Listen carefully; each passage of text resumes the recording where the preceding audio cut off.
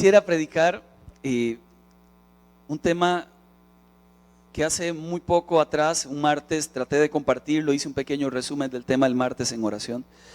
Y le puse un título raro, a mí me suena raro, pero en realidad usted va a entender la idea, le busqué de todas las maneras posibles el título, al final lo que importa es el contenido.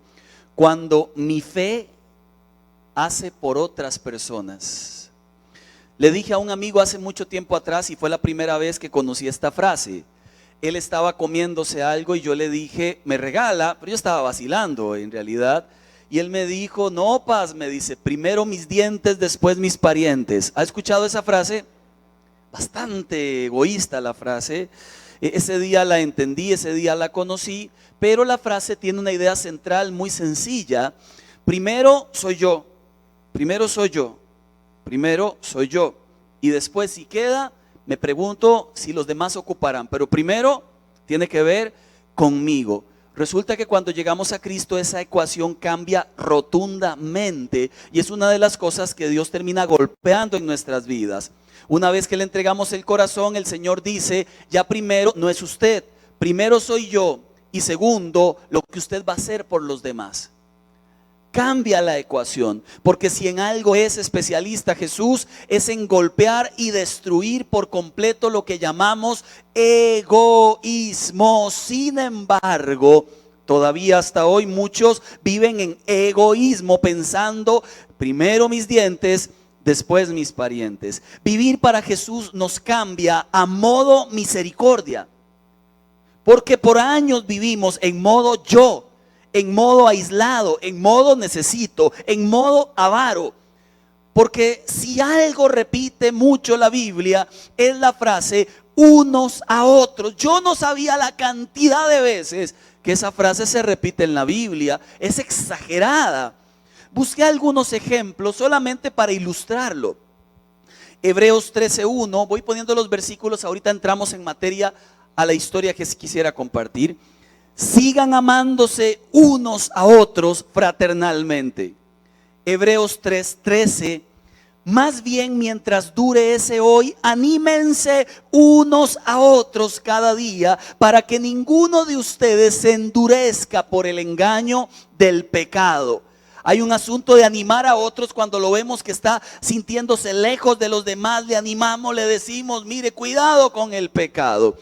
Gálatas 6:2, ayúdense unos a otros a llevar sus cargas y así cumplirán la ley de Cristo.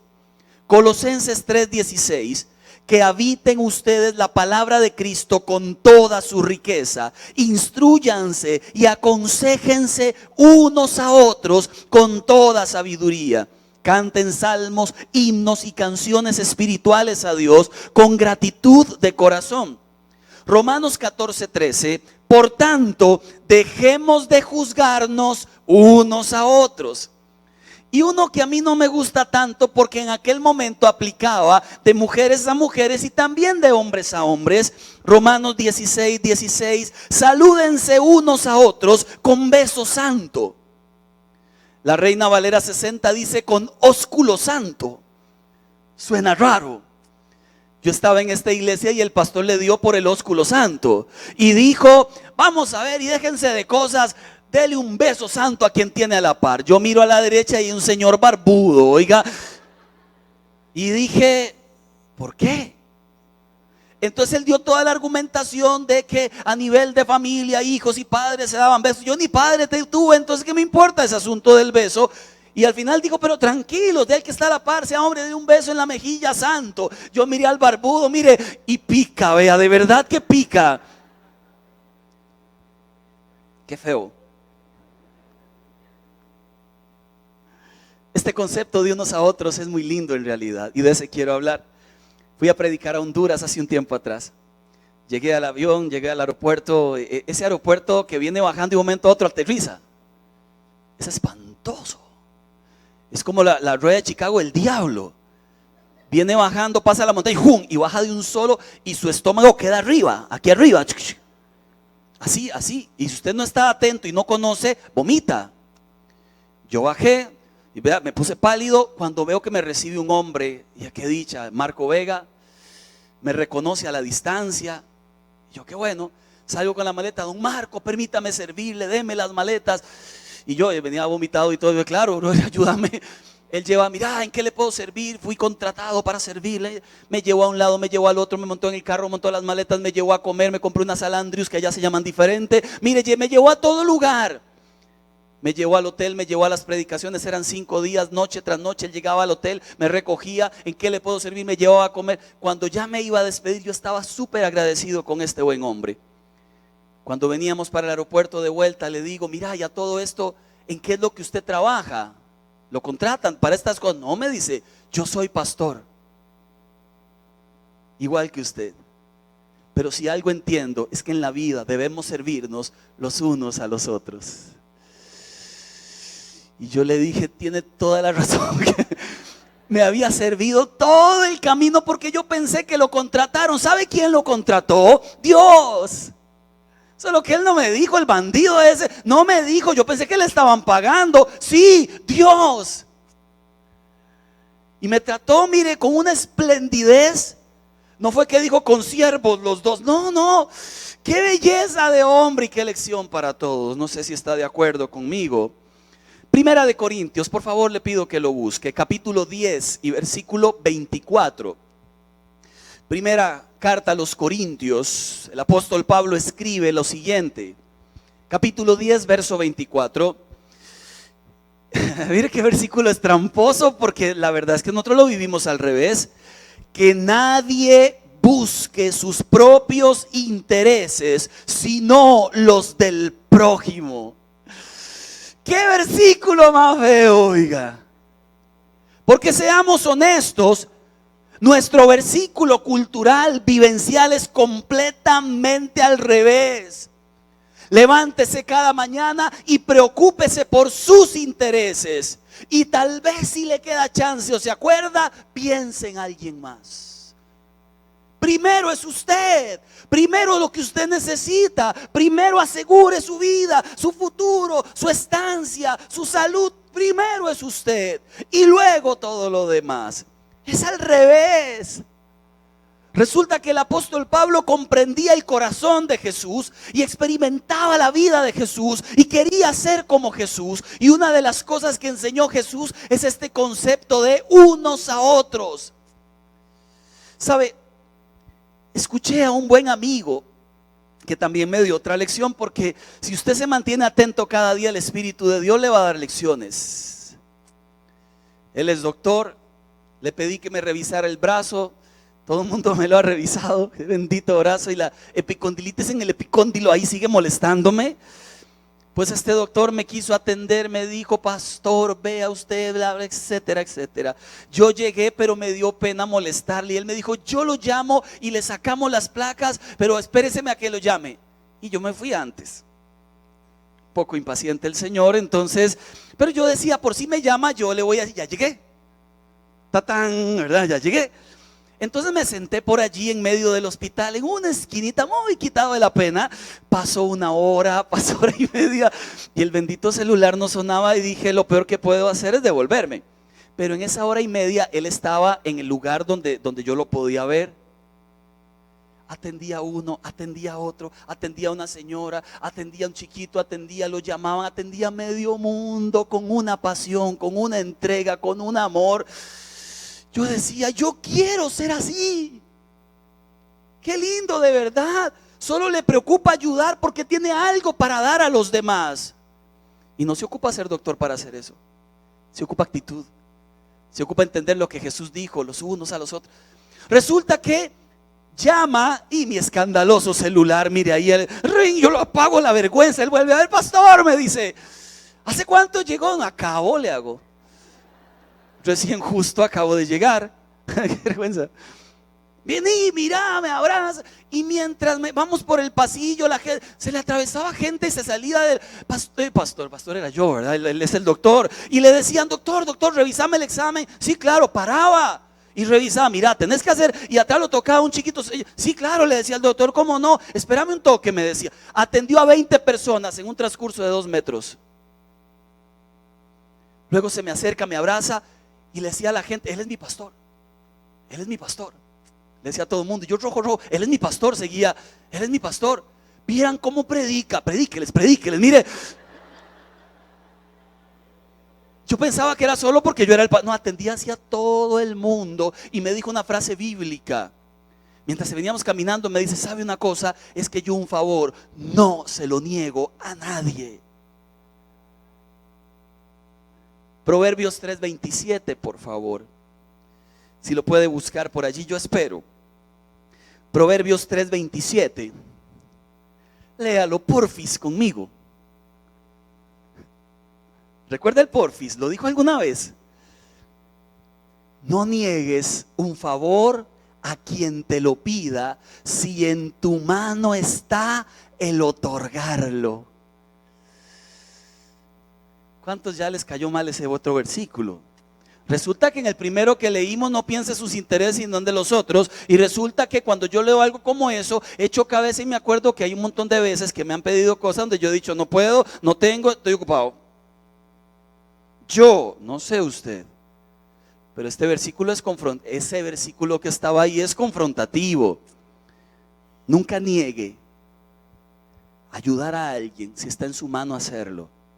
Resulta que esa fue la enseñanza número 1 de Jesús. Caminaba en medio de la multitud, Zaqueo estaba en el árbol y Jesús hubiera dicho, y qué pereza ese señor ahí subido, y Jesús, y estoy viendo para otro lado, mira, hubiera sido tan fácil. Jesús, perdón, me están llamando por allá. Y se iba y dejaba a Zaqueo guindando. Ahí sí detrás del palo lo dejaban. Pues no, detiene su camino, porque hay alguien a quien ayudar. Detiene su camino. Está rodeado de gente y de momento dice, ¿quién me ha tocado? Y ahí está Pedro, que seguro era tico, Señor, pero hay un montón de gente aquí. No, es que poder, virtud salió de mí y quiero dejarles una lección de vida. Alguien me ha tocado, mujer. Y hace una historia. Detiene su marcha. Siempre, porque él nunca negó ayudar a alguien. Y es lo que nosotros debemos aprender. Primero los demás y luego yo. Persona que vive de esa manera se olvida de sus problemas. Persona que vive de esa manera logra ver sus problemas chiquitillos. Persona que vive de esa manera ha comprendido el amor de Cristo Jesús. En la película que se llama Los Miserables, no sé si alguna vez la pudo ver, termina la película con una frase violentísima. Alguien una vez dijo que aquel que ama a otro ha visto el rostro de Dios. Muy linda la frase, en realidad. Como un ejemplo adicional, Jesús explica la parábola del buen samaritano para retratar el egoísmo, la insensibilidad y el desprecio de los religiosos del momento hacia los demás, el prójimo.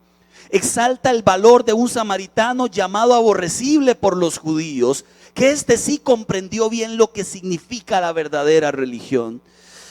Dice la palabra, la religión pura y sin mancha en Santiago 1:27, delante de Dios nuestro Padre, es esta: atender a los huérfanos y a las viudas en sus aflicciones y conservarse limpio de la corrupción del mundo. Usted no sabe que con detener su paso un minuto podría transformar la vida para siempre de alguien. Nunca olvido, alguna vez le conté que estando en Alajuelita predicando en la iglesia donde yo crecí en mi vida espiritual, me topo un muchacho que cada vez que llego a Alajuelita me dice lo mismo. Se me acerca al final del culto, me abraza y dice: pastor, a usted siempre le voy a estar agradecido. Y me abraza y mire, de todo me dice. La primera vez le pregunté: ¿y por qué? Ya las demás no le pregunto. Me dice: porque cuando yo estaba en mi crisis peor de drogadicción en el parque de Alajuelita, usted llegó con un parlante a predicar del amor de Jesús. Yo le llegué a pedir plata y usted me dio 100 colones y oró por mí y me bendijo. Ese día, aunque usted no lo sepa, conocí a Jesús, me entregué a Él y ya llevo 20 años. Mira, qué lindo, yo no sabía. Cada vez que llego a la iglesia aquella a predicar, pastor, y me sale con la misma historia. Y yo siempre le digo: contame, ¿quién? ¿Qué le puedo? Porque me emociona escucharlo. Él recuerda que un pastor en un parque se detuvo para darle 100 colones y orar por él. Y resulta que eso le cambió la vida. Qué raras maneras tiene Dios de hacer entrar en razón a los perdidos. ¿Sabe cuál es la manera que usa a usted y a mí cuando nos metemos en modo quiero bendecir a otros? Sus lecciones de vida, su moralidad, sus valores fueron tan significativos que un buen creyente se debe reconocer por su amor y por sus acciones que son iguales a las de Jesús.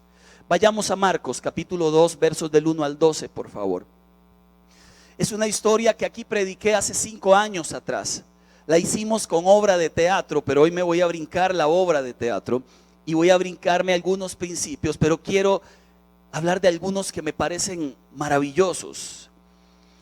Marcos capítulo 2, versos del 1 al 12, resulta que esta historia también se encuentra en Mateo y también se encuentra en Lucas. Sin embargo, Mateo la hace más chiquitita, pero Lucas le mete algunas cosas que son muy importantes. Entonces yo voy a leer la historia completa de Marcos 2 y adicionalmente voy a irle metiendo las cositas que Lucas dijo, pero que Marcos no dijo. Unos días después, cuando Jesús entró de nuevo en Capernaum, corrió la voz de que estaba en casa.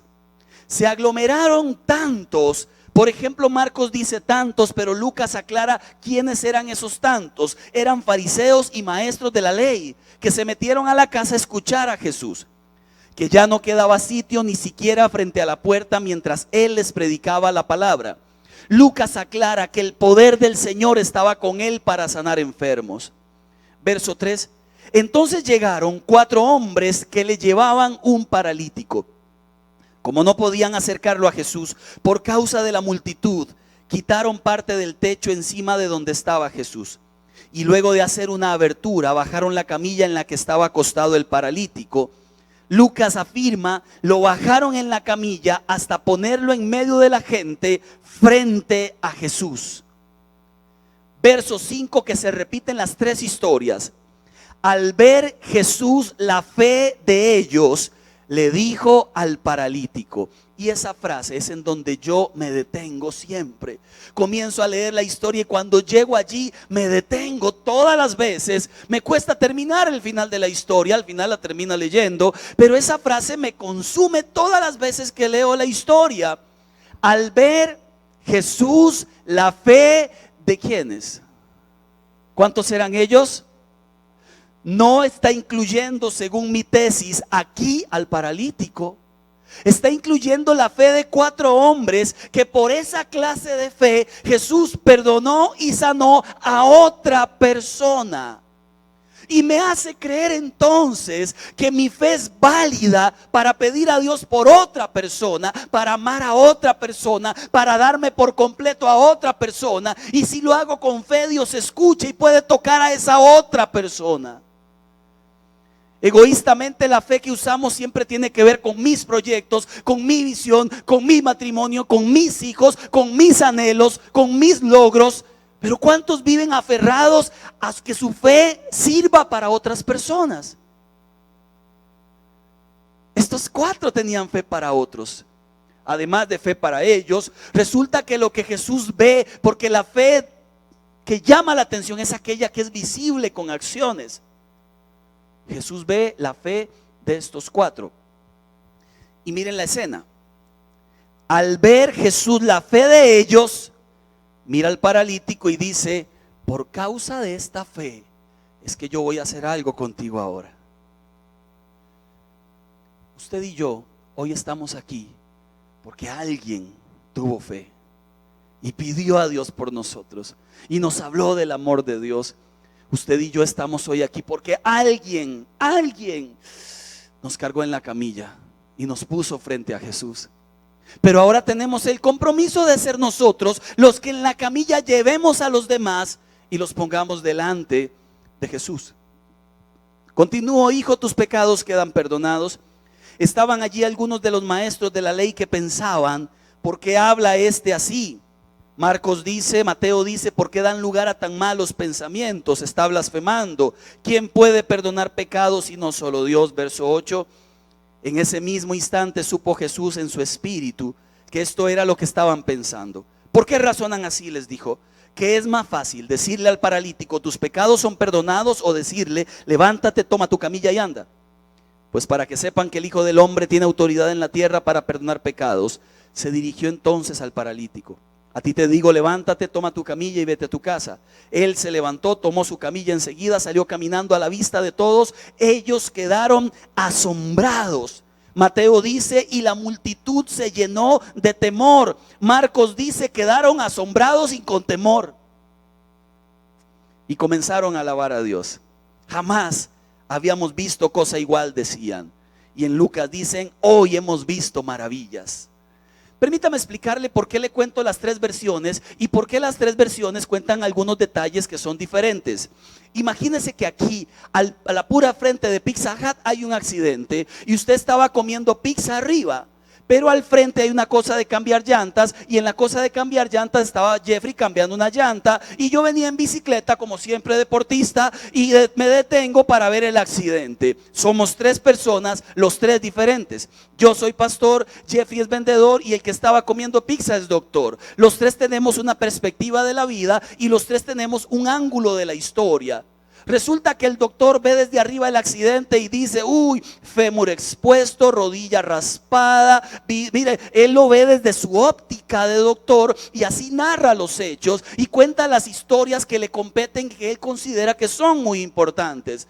Pero yo que voy en bici, que me precisa porque tengo que ir a limpiar la casa y lavar la ropa de los chiquillos, entonces paso rápido y como no es tan importante el accidente, posiblemente lo resuma y cuente algo pequeño. Pero Jeffrey, que es vendedor, mire, ve todos los detalles, ve la marca de las llantas, el parabrisas, mire, se espera hasta el final. No es Vina, es vendedor. Él se espera hasta el final y narra cada detalle. Es la misma historia contada por tres personas diferentes. Uno suma un pedacito, otro le resta un pedacito, pero es la misma esencia de la historia. Deseo destacar algunos puntos. Número uno, fariseos y maestros sentados al frente de Jesús con sus casas llenas de paralíticos. Fariseos y maestros tranquilos como si el mundo fuera a durar toda la vida. Bueno, no se acabó el 23 de septiembre, ¿verdad? Es el 30, ya pasó también, ¿verdad? Yo siempre me pregunto qué dirán los pastores después de que el fin del mundo no pasó. Aquellos que andan inventando fechas, ¿qué dirán? ¿En serio qué dirán? Lo vuelven a rejustificar. No, es que la cuarta luna, la séptima luna. ¿Recuerda esa canción? Oiga, de estar escuchando eso, busque a Cristo.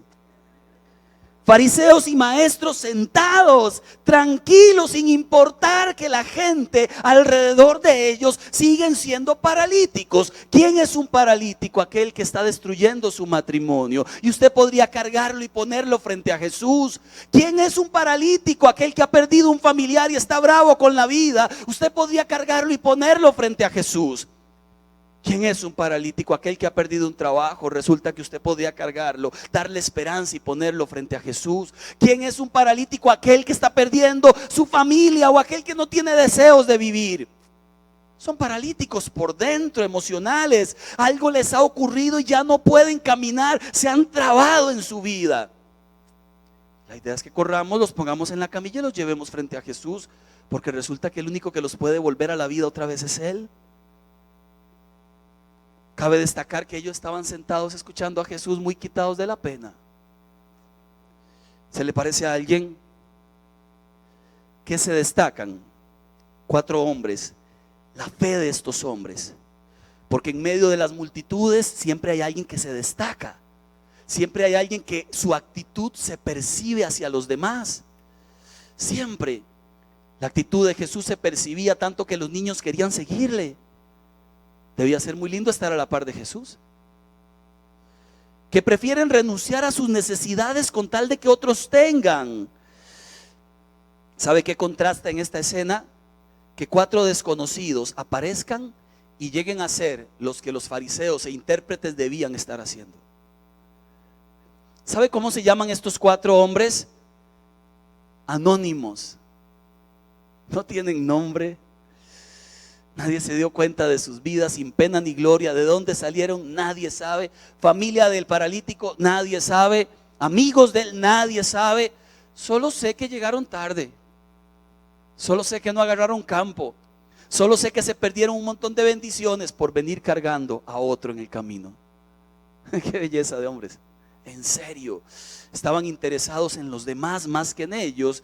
El resultado, un pueblo maravillado y temeroso diciendo: este Dios es impresionante, nunca habíamos visto tal cosa en Israel. Le digo algunas cosas que encuentro de la fe de estos hombres que me parecen maravillosas. Número 1, Tenían una fe misericordiosa. La palabra misericordia se traduce de una manera muy simple. Es ponerse en los zapatos de otra persona y vivir el dolor de esa persona. Eso es misericordia. No dice una vez más que fueran parientes, amigos, pero en definitiva se convirtieron en socios de Dios. La fe que tuvieron no fue para pedir algo para ellos, fue para pedir algo para otro. La misericordia invierte tiempo, dinero, esfuerzo. Eso es el amor.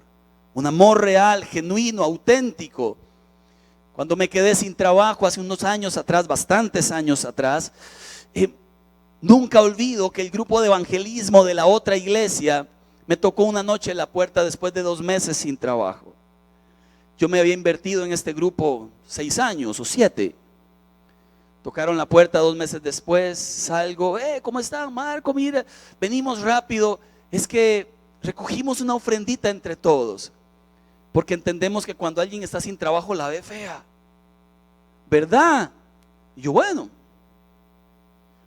no, horrible la estaba viendo, no fea, horrible. Yo le dije, bueno, si Dios se los puso, Él me da un sobre, yo les agradezco profundamente. Cuento y hay 11,000 colones. No era mucho. Teníamos un poquillo de deudas más grandes que eso, pero nos sentimos tan amados por Dios, que en medio del sequedal nos enviara una gotita para que nos recordara que Él no se había olvidado de nosotros, que lo siguiéramos adorando, que tarde que temprano viene el chaparrón de gotas. ¿No ha sentido que a veces Dios trata con usted como con gotero?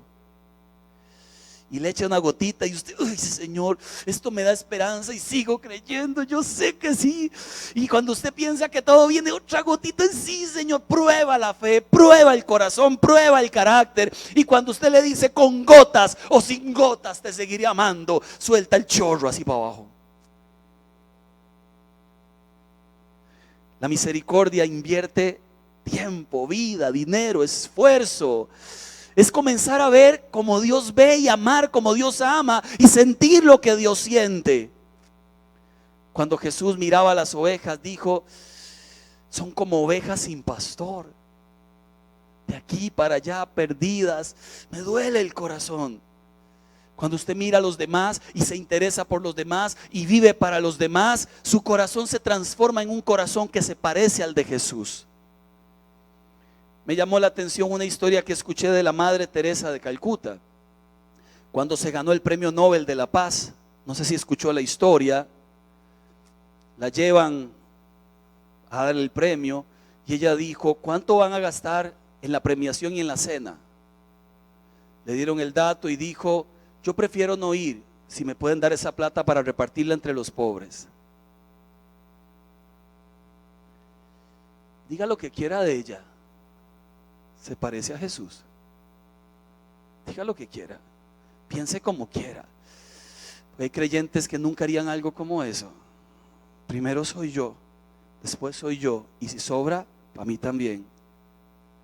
¿Quién se despoja de todo y vive para los demás? Segunda característica de la fe de estos 4, que esto me gusta sobremanera: tenían una fe intencional.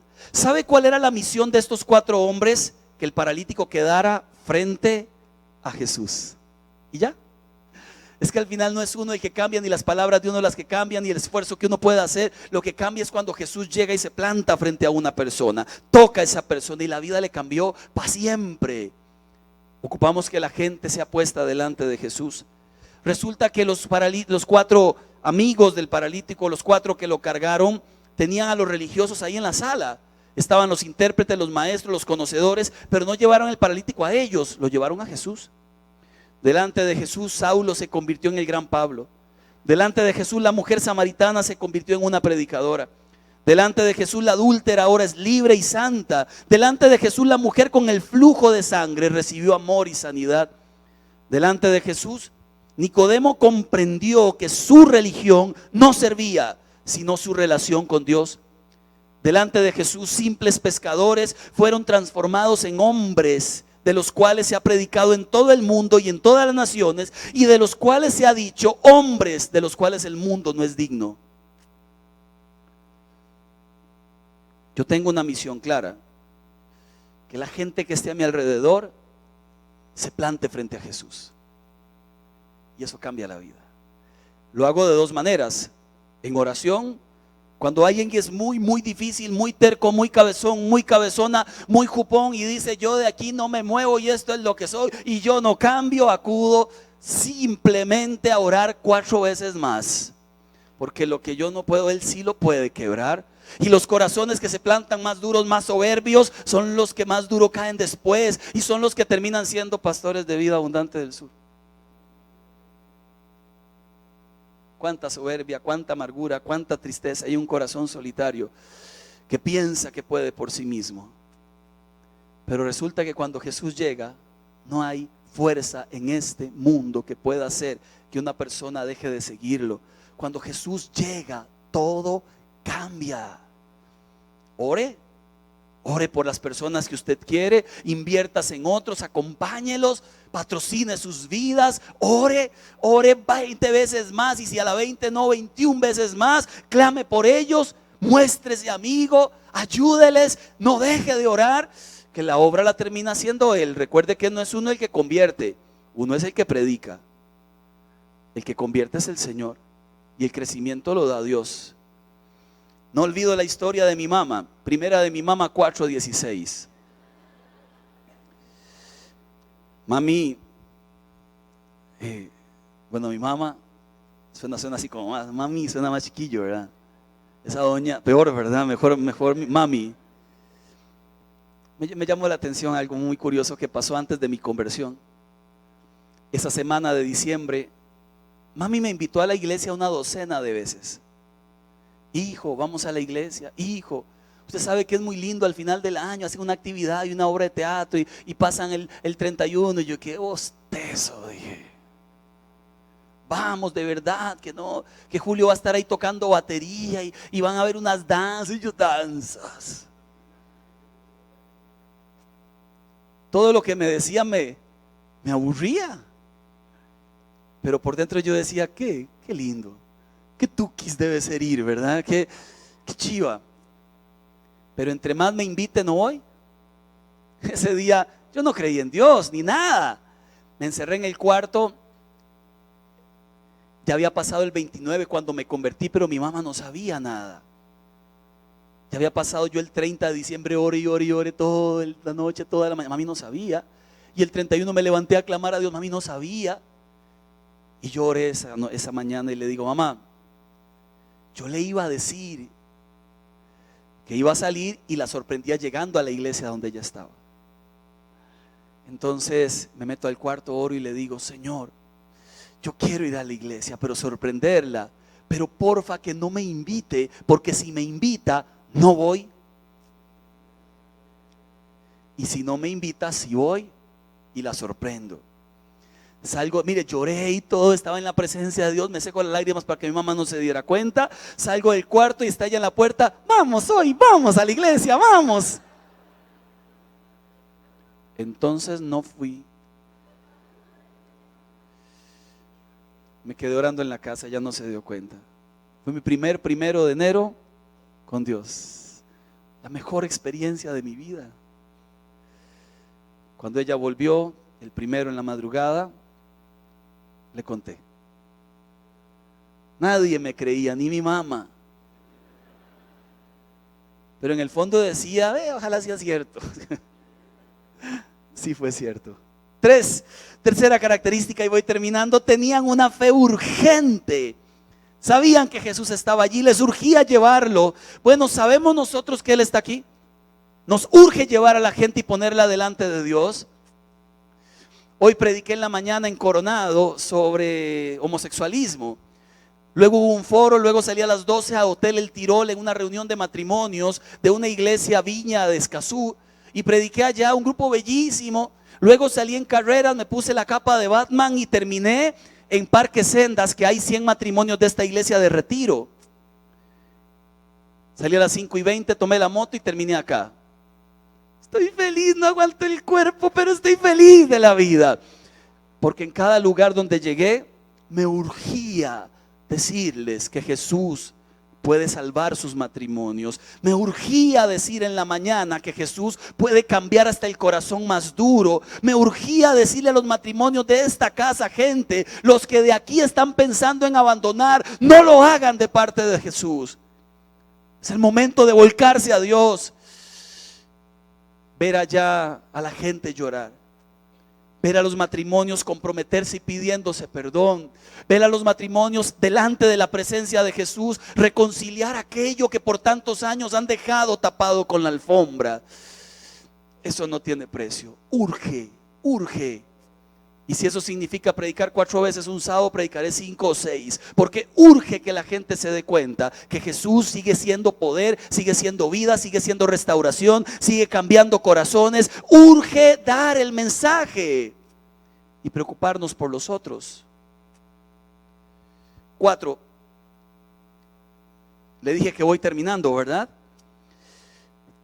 Tenían una fe que corre riesgos. Además, creativos los bandidos, ¿verdad? Usted llega a la casa con el paralítico, uy, qué cochinada, casa llena, ¿en qué momento? Vámonos, y el peso, mire mi brazo, y ahí van otra vez todos de vuelta. ¿Cuántos? Porque no vemos el fruto que esperamos en un familiar, inmediatamente desistimos de seguir clamando a Dios. Pero fueron sabios. ¿Cuántos después de haber hecho algo bueno por los demás, más bien les patean? Pero usted lo vuelve a intentar. Pablo dijo en Hechos 21:13: yo no solo estoy dispuesto a ser atado, sino hasta morir por causa del nombre de Cristo. Ya no me importa lo que me hagan, pero yo necesito decirle a los demás que tienen que estar delante de Él, y correré los riesgos que deba correr. Y termino. Tenían una fe que irrumpe la agenda del cielo. Jesús está predicando, la gente está concentrada, y de momento algo llama su atención, detiene su agenda y dice: un segundo, hay algo allí que me llamó la atención. Cae. ¿Qué cae? Aserrín, comején, todo lo que había en el techo, y un paralítico. Qué raro. Ahí comienzan a suave un toque, no, la otra cuerda, cuidado, vamos, 1, 2, 3, vamos.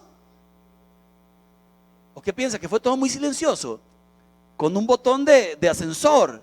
Pisa 2. ¿Usted piensa de verdad? ¿Se imagina el escándalo? Hacer un hueco en el techo. ¿Qué les pasa? El dueño de la casa, aquella, bravísimo. Fue toda una historia. Pero detuvieron la agenda del cielo, llamaron la atención de Dios, y este Dios que es bueno detuvo a todos. Un toquecito, que hay una historia que contar, que hay una historia que contar. Hay momentos en las vidas donde Dios detiene la agenda por su persistente fe por otros, por su amor incondicional por otros, por su entrega especial por otros, y termina Dios haciendo milagros para los otros. Jesús lo perdona, Jesús lo sana. Lo interesante es que la historia no cuenta que el paralítico le haya dado las gracias. En realidad no lo dice. Tampoco cuenta que ellos estuvieran tristes porque no les dieron las gracias. Ellos no hicieron algo para obtener algo a cambio. Ellos hicieron algo por amor a Dios. Yo creo que le había contado que en una oportunidad de una ofrenda al Señor, de esas que uno llama ofrendas generosas, era todo lo que tenía 1 mes de convertido, 2 meses de convertido, pero yo no sabía mucho de esto de dar. Yo solo sabía que si usted da 1,000, Dios le devuelve 50,000, y esa ecuación me gusta. Usted da 100, Dios le devuelve 100,000. Si usted da 20,000, Dios le devuelve 800,000. Eso suena bonito.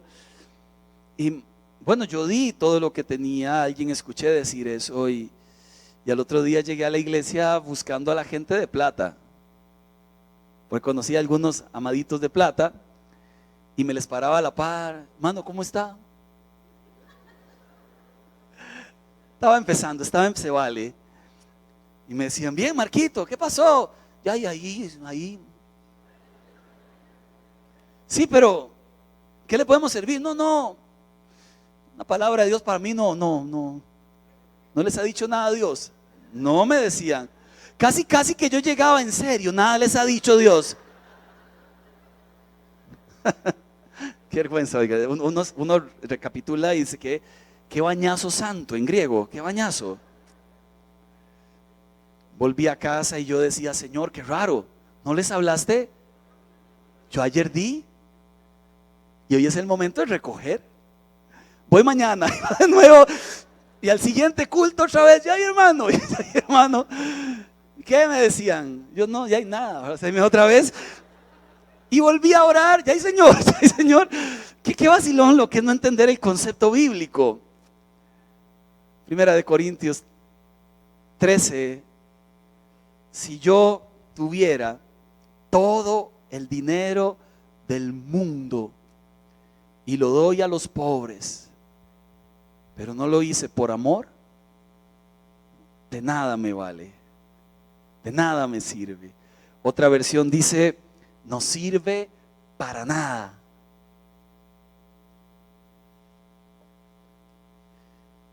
¿Sabe? Fielmente creo que el cristianismo se trata de los otros, de lo que Dios hace aquí para hacer hacia allá. Se trata de los otros, de amar a los otros, bendecir a los otros, dar a los otros, ayudar a los otros, animar a los otros, orar por los otros. Se trata de eso. Invirtamos el orden para terminar nuestra carrera bien enfocados, haciendo su voluntad. Pongámonos de pie, por favor.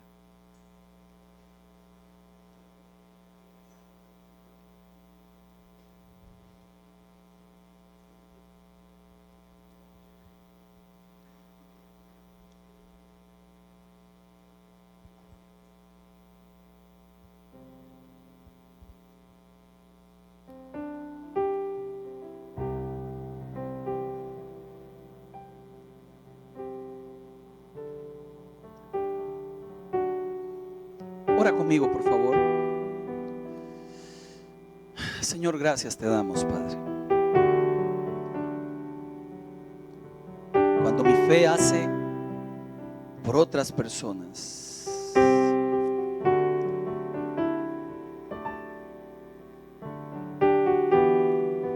significa esto, Señor, que debo cambiar prioridades.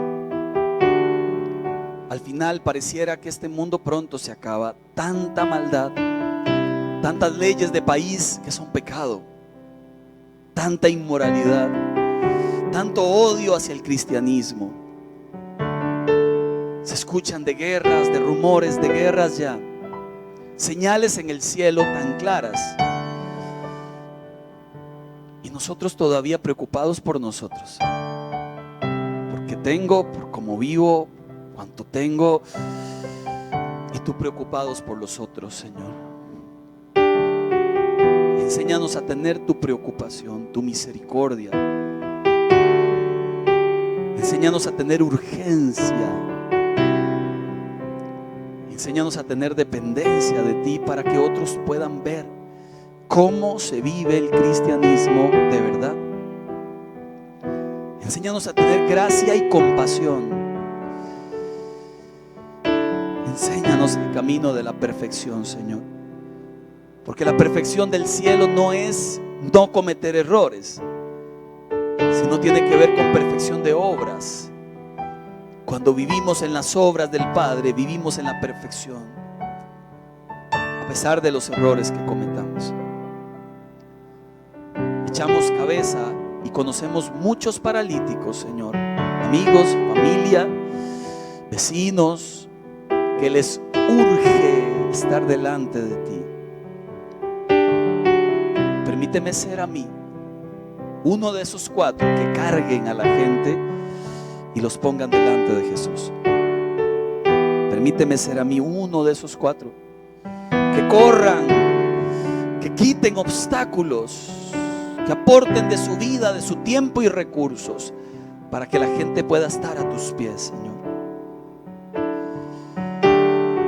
Es nuestra oración, y aprovechamos para orar por aquellas personas que amamos y que están lejos, por aquellas personas, Señor, que viven peleados contigo, por aquellos, Señor, que han endurecido su corazón, para que tu amor llegue a sus vidas, Señor, para que rompa las murallas que han levantado, para que el corazón endurecido se quiebre y que sea tu abrazo el que les alcance